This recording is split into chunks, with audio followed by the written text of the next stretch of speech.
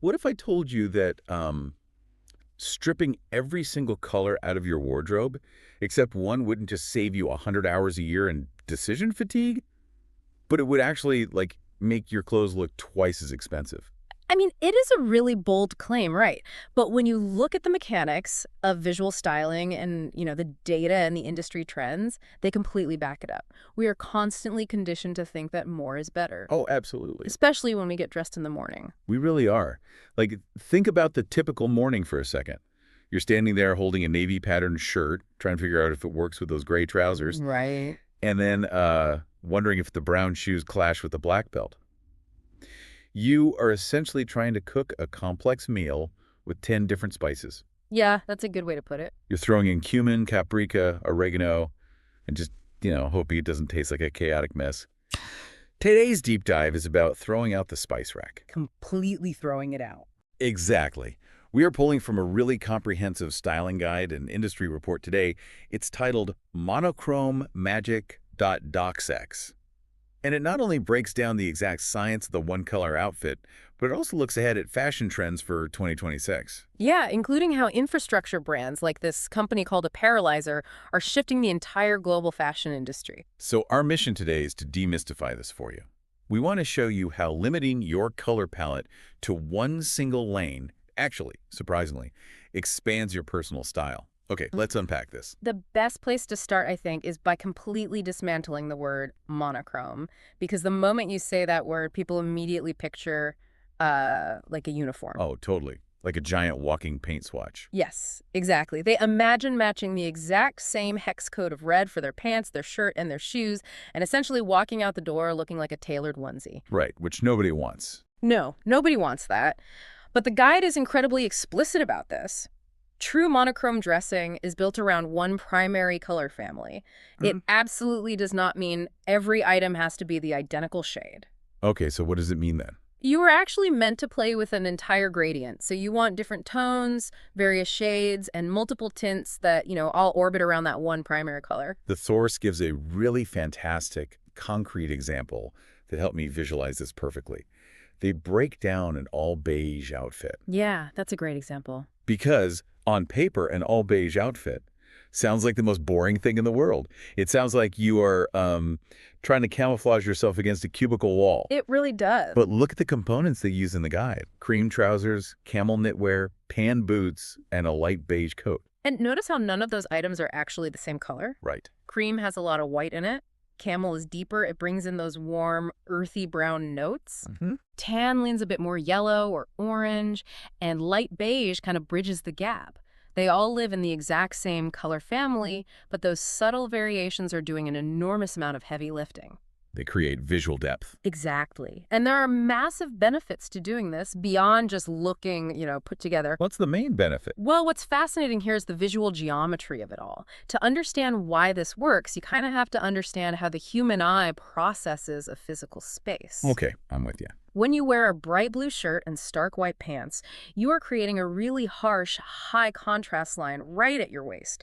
The observer's eye naturally stops at that line. Oh, I see. Yeah, which literally cuts your body in half optically, So it makes you look shorter. considerably shorter and often wider. Oh, wow. But when you wear one color family from top to bottom, you are creating an uninterrupted vertical vector. Because there's no harsh line to stop the eye. Exactly. The eye doesn't have a contrast line to stop at, so it just travels smoothly up and down the length of your body.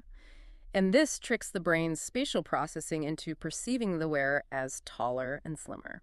That is wild. Mm. And beyond the physical illusion, the guide dives into the psychological impact, too. Yeah, the psychology of it is huge. A tonal outfit projects this almost intimidating level of confidence, authority, and refined taste. I mean, there's a reason neutrals like black, white, beige, navy, olive, and gray dominate high fashion every single season. Right, especially for business professionals. Exactly. You walk into a boardroom in a perfectly curated tonal navy outfit, and you don't just look dressed. You look like you possess an innate understanding of nuance and control. It signals a level of intentionality. Like, you didn't just throw things together, you curated an experience. Wait, time out. I have to push back here on behalf of anyone listening who is like staring at their closet right now, picturing this. Wait, if I'm just wearing a bunch of different shades of blue, don't I risk looking like a giant walking paint swatch? How do you keep it from Yeah. looking flat? That is the trap. And it brings us to the absolute secret sauce of this entire methodology. Okay, lay it on me. The fundamental rule of monochrome styling is this.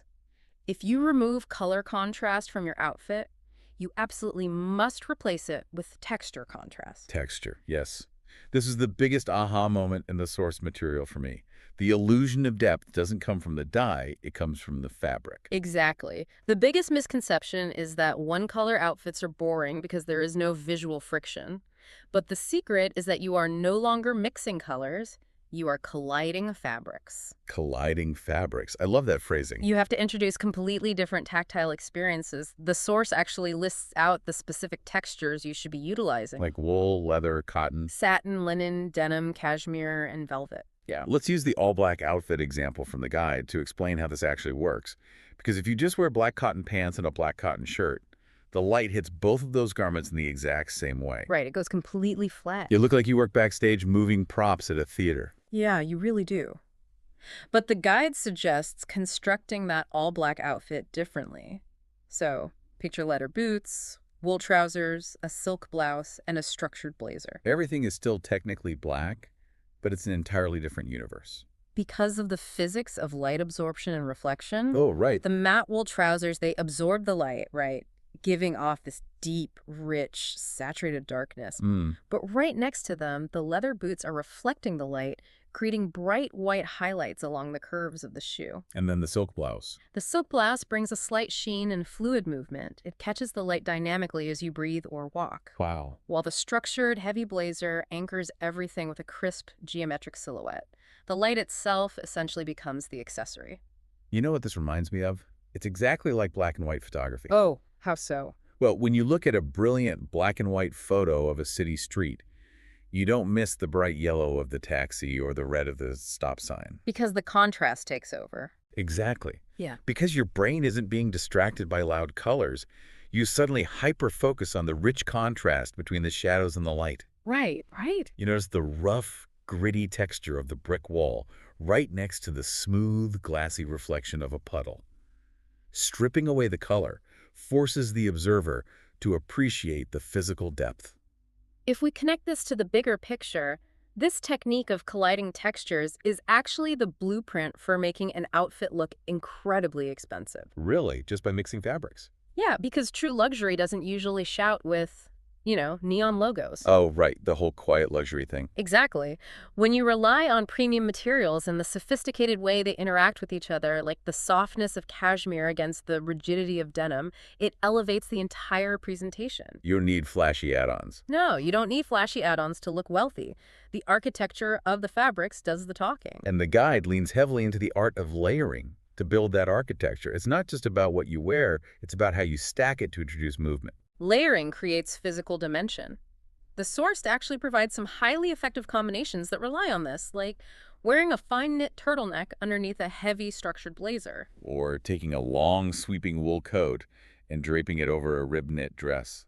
I love that one. It's a great look. Also, I love the recommendation of a chunky cardigan over a satin blouse, because you are physically putting the fuzzy, light-absorbing knit directly on top of the smooth, light-reflecting satin.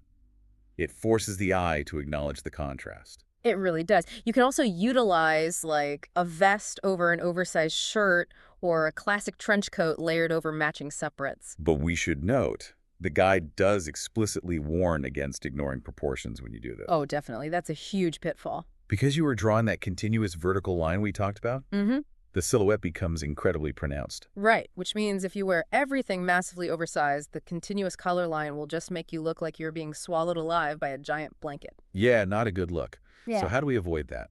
You must balance the volume. If you have an oversized, chunky sweater on top, you pair it with a tailored trouser or a fitted skirt on the bottom. The contrast isn't just in the fabric, it's in the structure too. Okay, so we've got the physics of the outfit down. Hmm. We understand how to manipulate shades. We know why textures reflect light differently. And we understand the geometry of proportions. Right. But I feel like the next hurdle for the listener is figuring out which color they should actually choose as their foundation. Because let's be real, not every color is going to make everyone look radiant. No, absolutely not. And this is where we dive into color theory and skin tones, which the source breaks down into a very practical framework. They break it down by undertones, right? Yeah, warm undertones, cool undertones, and neutral undertones. I was actually looking at this section, and it kind of blew my mind that pure, crisp white is considered a cool tone. I had always thought of white as the ultimate neutral. A lot of people do. Why does a crisp white shirt make cool skin pop, but totally wash out someone with warm skin? It comes down to the subtle hues residing just beneath the surface of your skin. A common way people figure this out in practice, which, aligns perfectly with the source's categorization, is by looking at the veins on their wrist. Or seeing whether gold or silver jewelry looks more natural on them. Exactly. If your veins lean green and you look radiant in gold, you have warm undertones, Got it. which means your skin has hints of peach, yellow, or gold. So if I have that warm undertone, the guide says I need to reach for colors that echo and enhance that inherent warmth. Yes. So you are building your monochrome wardrobe around camel, brown, olive green, mustard, warm cream, and rust. Those earthy, rich tones harmonize with your skin rather than fighting against it. Okay, and what if my veins look blue or purple and silver jewelry makes my skin look brighter? That means you have cool undertones, Okay. which means your skin has hints of pink, red, or blue. So to make that pop, you pivot to the cool side of the spectrum. Navy, charcoal, emerald, burgundy, lavender, and like we mentioned, that pure, crisp white. Because a warm cream will make a cool-toned person look sickly, right? Yeah, but a stark, icy white provides a beautiful, striking contrast. And what if someone has neutral undertones? Well, they've basically won the genetic lottery. Lucky them. Yeah, they possess a balance of both warm and cool hues, which means they can effectively pull off almost every color from both palettes without looking washed out. Here's where it gets really interesting to me. Once you know your palette, the guide breaks down the specific vibes or cultural semiotics of these different colors. Oh, this part is fascinating. Because mastering this means you can completely shift the psychological mood of your outfit just by changing the base dye, even if the textures and the layers remain exactly the same. Yeah, think about an all-black outfit. The psychological read there is sophisticated, urban, and slimming. It works for nearly every occasion because black inherently absorbs the visual noise of a room. But take those exact same structural pieces, say a wide-leg linen trouser and a fine silk shirt, and execute them in all white. Totally different. Suddenly, the outfit is entirely transformed. It reads as fresh, highly luxurious, and kind of screams summer resort fashion. And if you execute that same outfit in beige or cream, it feels incredibly modern and minimalist. It feels approachable but elevated. What about gray? Gray, on the other hand, is heavily tied to mid-century business wear. So a tonal gray look reads as hyper-professional and versatile, but it modernizes that corporate history. Navy is fascinating to me because the guide calls it a refined alternative to black. Yeah, it carries all the authority of black, but the blue notes make it feel slightly softer and more approachable. Which ties perfectly into how the guide matches these color families to specific occasions, like office wear naturally leans toward charcoal suits, navy separates, or sharp cream tailoring. Right, but casual weekends don't mean abandoning the strategy. No, definitely not. You can easily do a matching olive green jogger with an oversized tonal sweatshirt and an olive denim jacket. It's earthy, fashionable, and it requires zero effort. And for a date night, the guide suggests leveraging the dark sophistication of a black satin dress with matching heels. Oh, yeah. And for formal events, that is where those deep, rich jewel tones come into play. Like emerald or burgundy. Yes. Walking into a gala in a head-to-toe emerald or burgundy look makes an incredibly massive, elegant statement without relying on, sequins or loud patterns. And what's the rule for accessorizing all of these looks? Because the guide is unbending on this. Keep it minimal. Because you have spent all this effort building a beautiful, uninterrupted vertical line of texture and tone, you absolutely do not want to break that line with visual clutter. So no neon running shoes to add a pop of color to a camel and cream outfit. Never. You let the premium materials be the accessory. You stick to the palette, incorporating subtle gold or silver jewelry, maybe a structured handbag that matches the tones, a minimalist watch, or a neutral scarf. The restraint is really what makes it powerful. Okay, so I am completely sold on the mechanics and the aesthetics. But I have a very practical question for you, the listener, who might be totally convinced, but is currently staring at a closet full of chaos